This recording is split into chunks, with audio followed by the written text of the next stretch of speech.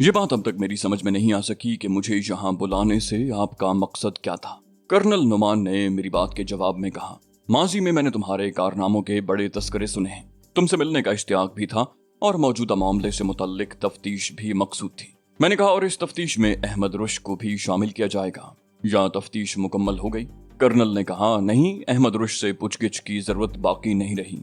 मामलात पूरी तरह मेरी समझ में आ चुके हैं। मैंने कहा, तो फिर अहमद रुश को भी बुलवाने का क्या मकसद था और ये कि हमारा फैसला कब तक हो सकेगा? कर्नल ने कहा, अहमद रुश को तुम्हारे साथ इसलिए बुलाया गया था कि शायद उसकी जरूरत पड़ जाए, मगर तुमसे गुफ्तगू के बाद उसके मिलने की जरूरत बाकी नहीं रही।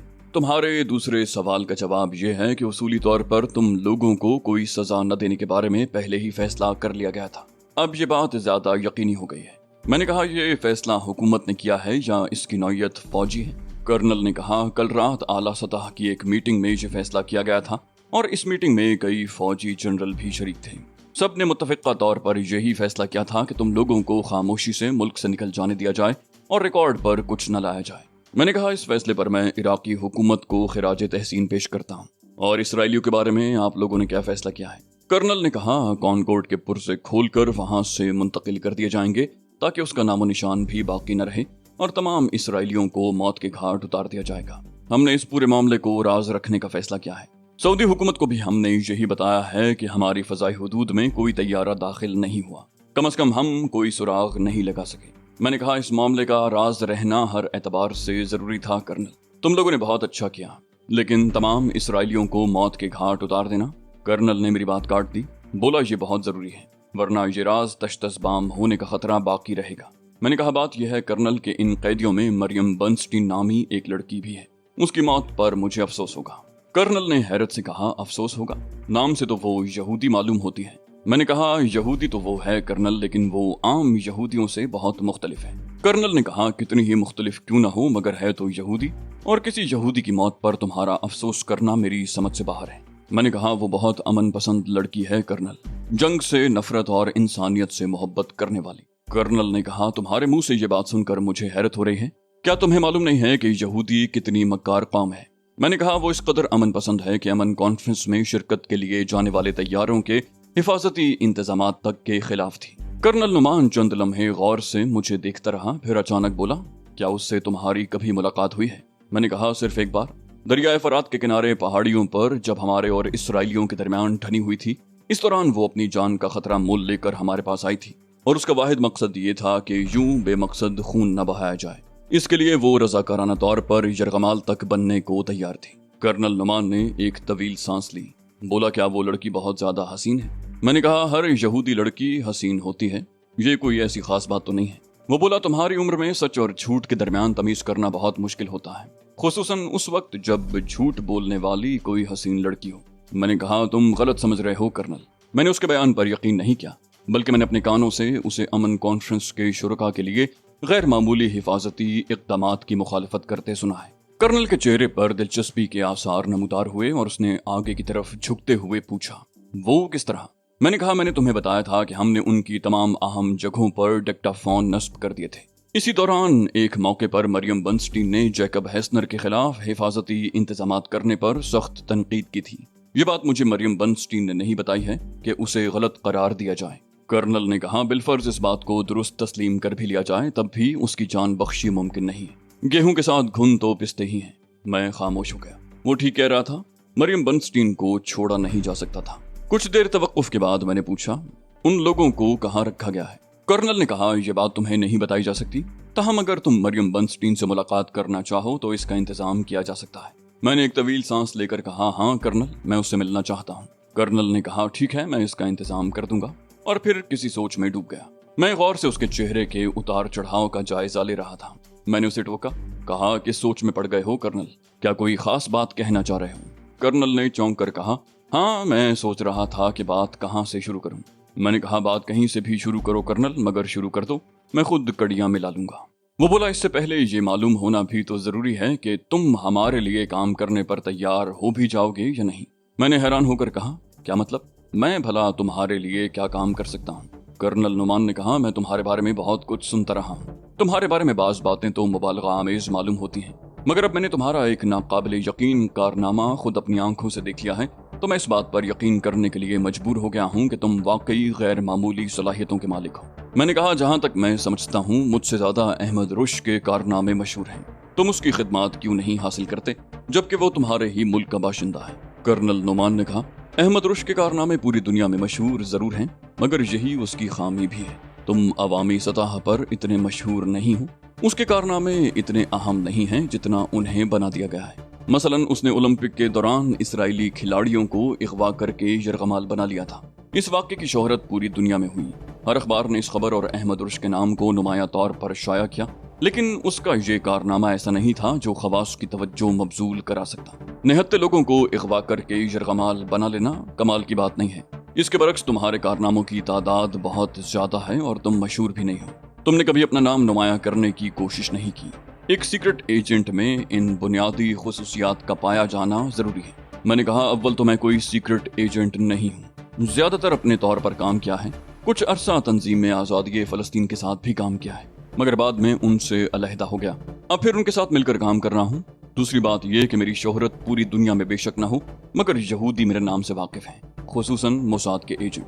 कर्नल ने कहा, कोई शख्स अपने काम की वजह से ही किसी खास नाम से मंसूब किया जाता है। तुम खुद को सीक्रेट एजेंट कहो या न कहो, लेकिन जो काम तुम करते रहे हो सीक्रेट एजेंट भी वही काम करते हैं। और ये समझना गलत है कि उन सीक्रेट एजेंटों से कोई भी वाकिफ नहीं होता। अक्सर सीक्रेट एजेंट हरीफ ममालिक के लिए अजनबी नहीं होते। यही वजह है कि कोई भी एजेंट बतौर सीक्रेट एजेंट ज्यादा अरसे मैदान अमल में नहीं रहता। मैंने कहा, ये तमाम बातें मैं भी जानता हूँ, मगर मैं आजाद रहकर काम करने का आदी हूँ। कर्नल नुमान ने तेजी से कहा, तुम्हारी आजादी सल्ब नहीं की जाएगी। जब तक चाहो हमारे लिए काम करना और जब चाहो छोड़ देना। मैंने कहा, अगर मैं तुम्हारे लिए काम करने की हामी भर लूं तो मेरी हैसियत क्या होगी? वो बोला, हमारा काम सिर्फ इतना होगा कि हम तुम्हें कोई मिशन सौंपेंगे। उस मिशन को तुम अपने अंदाज में पाया तकमील तक पहुंचाओगे। मैंने कहा, सवाल ये पैदा होता है कि मैं तुम्हारे लिए काम करने की हामी क्यों भर लूं? वो बोला, इसके लिए सिर्फ यही एक वजह काफी है कि हम इसराइल के खिलाफ काम करेंगे और तुम्हारी जिंदगी का मिशन भी यही है। मैंने कहा, ये काम तो मैं बहुत पहले से कर रहा हूँ, आजाद रहकर भी और तंजीम आज़ादी फ़लस्तीन से मिलकर भी। तुम्हारे लिए काम करने से कौन सी नई बात पैदा हो जाएगी? कर्नल नुमान मुस्कुराया, बोला, मुझे अंदाजा था कि तुम आसानी से राजी नहीं होगे। बेशक ये काम तुम बहुत पहले से कर रहे हो, मगर तुम्हारा दायरा कार बहुत महदूद है। तुमने बहुत बड़े बड़े कारनामे सर अंजाम दिए, मगर इसराइल को कोई बड़ा नुकसान पहुंचाने में नाकाम रहे। इस तरह तवानाइयां तो बर्बाद होती हैं, लेकिन कोई मुस्बत नतीजा बरामद नहीं हो पाता। मैंने कहा, मेरी तो खैर कोई हकीकत ही नहीं है। अरब की सारी हुकूमतें मिलकर भी इसराइल को कोई नुकसान नहीं पहुंचा सकी। मैं नताइज की परवाह किए बगैर अपना काम करता रहूंगा। जब तक मेरे जिस्मो जान में तवानाई का एक कतरा भी मौजूद है, मैं अपनी जिद्दोजहद जारी रखूंगा। जहां बड़ी बड़ी हुकूमतें नाकाम हो रही हों, वहां एक फर्द की छोटी छोटी कामयाबियां बहुत अहम होती हैं। कर्नल ने कहा, ओह, तुमने मेरी बात का गलत मतलब लिया है। मैं तुम्हारी कामयाबियों को गैर अहम नहीं कह रहा, बल्कि मेरा मतलब ये था कि इतनी ही कोशिशों से तुम इसराइल को उससे कहीं ज्यादा नुकसान पहुंचा सकते हो जितना अब तक पहुंचाते रहे हो। छोटी छोटी कामयाबियां बेकार हैं। इसराइल को छोटे मोटे नुकसानात पहुंचाने की बजाय उस पर कोई कारी ज़रब लगाना पड़ेगी। मैंने कहा, नजरियाती तौर पर तो ये बात दुरुस्त है, मगर पूरे आलम अरब में कोई भी हुकूमत मुझे इतनी ताकतवर नजर नहीं आती जो ये काम कर सके। कर्नल ने कहा, दुनिया को भी इराक की कुव्वत का अंदाजा नहीं है और अंदाजा होना भी नहीं चाहिए। मैंने कहा, गुस्ताखी माफ हो कर्नल, लेकिन इराक तो ईरान से जंग करते करते तबाह हो चुका है। कर्नल ने एक बार फिर गहरी नजरों से मुझे देखा। बोला, अगर मैं तुम्हें ये यकीन दिलाने में कामयाब हो जाऊं कि इराक ही इसराइल पर कारी ज़रब लगा सकता है, तो तुम्हारा क्या रद्द अमल होगा?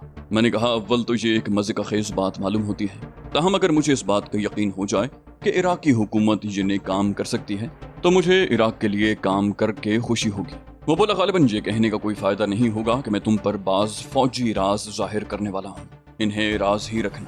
मैंने बेहद संजीदगी से कहा, मैं समझता हूँ कर्नल, और मैं खुद ये पसंद नहीं करता कि मेरे इल्म में ज्यादा बातें हों, ताहम इस मौके पर बाज बातों का मेरे इल्म में होना जरूरी है। कर्नल नुमान ने कहा, इस कहानी की इब्तिदा उस वक्त से होती है कि जब इराक एटमी ताकत बनना चाह रहा था और इसराइल ने हमारे एटमी रिएक्टर्स तबाह कर दिए। ये इसराइल की गुंडागर्दी की इंतहा थी। मैंने कहा, इराक की हुकूमत भी इस तबाही की जिम्मेदार थी। आपको अपनी एटमी तंसीबात की हिफाजत का खातिर-ख्वाह बंदोबस्त करना चाहिए था। कर्नल ने कहा, यह बात किसी हद तक दुरुस्त है, लेकिन ये बात तुमसे पोशीदा तो नहीं है कि तमाम मुसलमान हुकूमतें हर किस्म के असलहे के लिए बड़ी ताकतों की मोहताज हैं।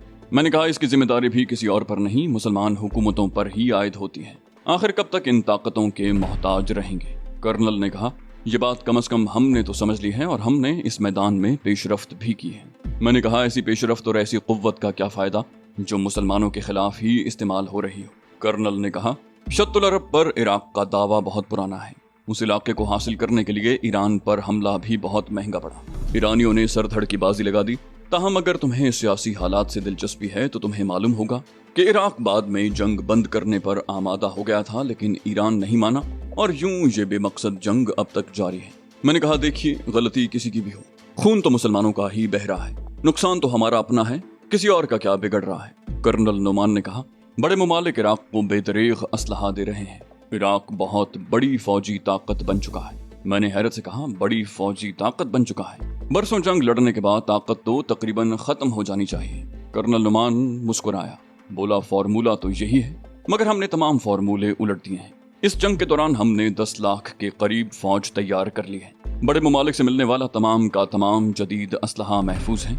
उसे हमने ईरान के खिलाफ अभी तक इस्तेमाल नहीं किया है। मैंने कहा, ओह, मुझे ये बात मालूम नहीं थी, लेकिन ये हथियार किस काम आएंगे?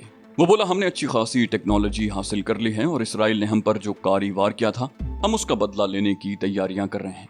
मैंने मुस्तरिबाना अंदाज में कहा, नहीं, और मैं अपनी कुर्सी पर खड़ा हो गया। मुझे इन बातों पर यकीन नहीं आता। कर्नल बोला, कोई भी यकीन नहीं कर सकता। जो ममालिक हमें असलहा फराहम कर रहे हैं, ये बात खुद उनके इल्म में भी नहीं है। अगर उन्हें भनक भी पड़ जाए कि हम मुस्तकबिल के लिए क्या मंसूबाबंदी कर रहे हैं, तो हमें असलहा मिलना बंद हो जाएगा। लेकिन ये खालिसतन फौजी नौयत का मामला है, इसलिए अभी तक खुफिया ही है। मैंने कहा, मैं बयान नहीं कर सकता कर्नल कि ये खबर सुनकर मुझे कितनी मुसरत हो रही है। कोई तो ऐसा है जो मुस्तकबिल के लिए मंसूबाबंदी कर रहा है। कर्नल ने कहा, हम अपनी कोशिशें कर रहे हैं और इसराइल अपने चक्कर में लगा हुआ है। तमाम ममालिक मुतमईन हैं कि इराक तबाह हो रहा है, मगर इसराइल को इस बात पर तशवीश है कि इराक को इतने बड़े पैमाने पर असलहा क्यों मिल रहा है। उसने न सिर्फ इराक को मिलने वाले असलहे में तखफीफ करवाने की कोशिश की, बल्कि उसके एजेंट इराक की फौजी कुव्वत के बारे में सुनगुन लेने के लिए भी सरगर्म अमल हैं। हम अभी तक इसराइल के कई एजेंटों को गिरफ्तार कर चुके हैं, लेकिन किसी की जबान नहीं खुलवा सके। उधर हमारे एजेंट भी कोई खास कारनामा सरंजाम नहीं दे पा रहे।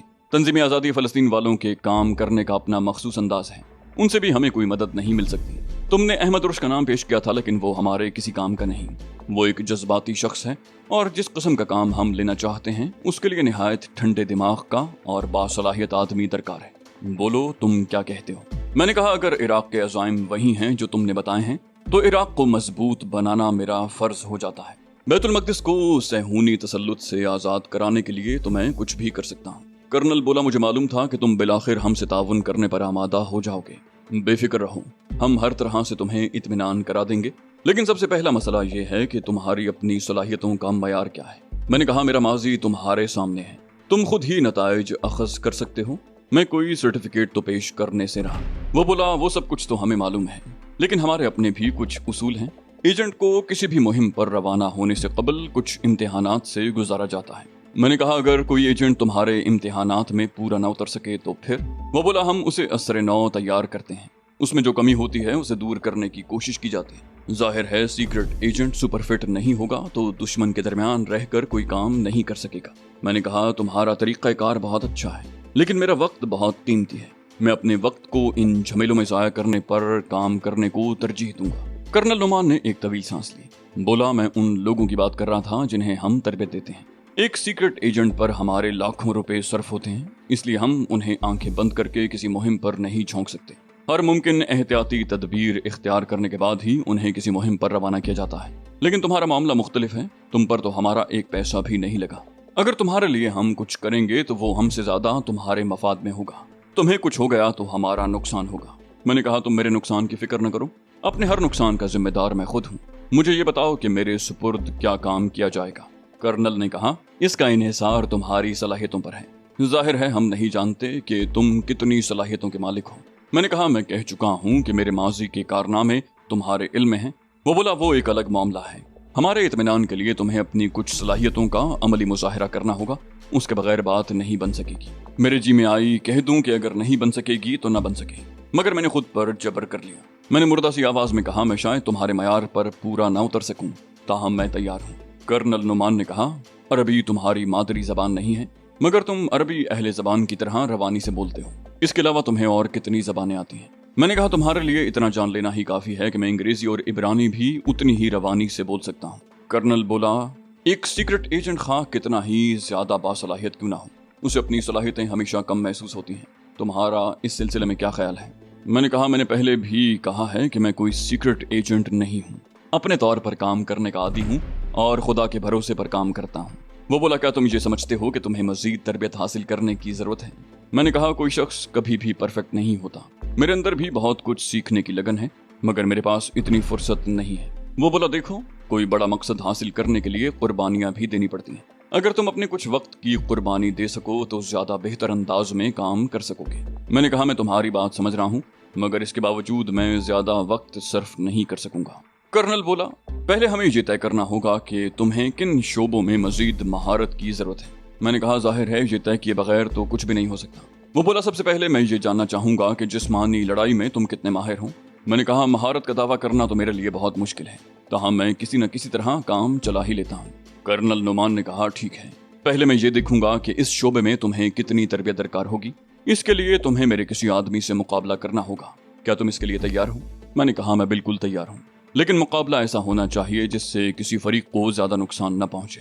کرنل نعمان نے تفہیمی انداز میں سر ہلایا اور اپنی میز پر نصب ایک بٹن دبا دیا۔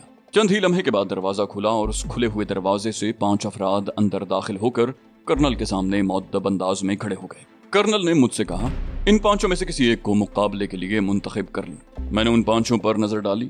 وہ مختلف قد و قامت کے تھے اور ان میں سے 4 افراد تنومند بھی تھے، جبکہ 5واں نہ تو قداور تھا اور نہ ہی جسمانی طور پر مضبوط دکھائی دیتا تھا، تاہم اس کی آنکھیں بے حد چمکدار تھیں۔ معلوم نہیں اسے یہاں کیوں بلایا گیا تھا۔ ان سب کے لباس اس قسم کے تھے کہ ان کی جسمانی ساخت کے بارے میں اندازہ کرنا مشکل تھا۔ میں نے کرنل نعمان سے کہا، میرے لیے یہ فیصلہ کرنا مشکل ہے کہ میں ان میں سے کس سے مقابلہ کروں۔ میں ان میں سے کسی ایک کے بارے میں بھی کچھ نہیں جانتا۔ کرنل بولا، 5 ہمارے محکمے کے مایہ ناز لوگ ہیں، تم کسی سے بھی مقابلہ کر سکتے ہو۔ میں نے کہا، تو پھر یہ زحمت تم خود ہی کر لو، جس سے کہو گے میں اس سے مقابلہ کر لوں گا۔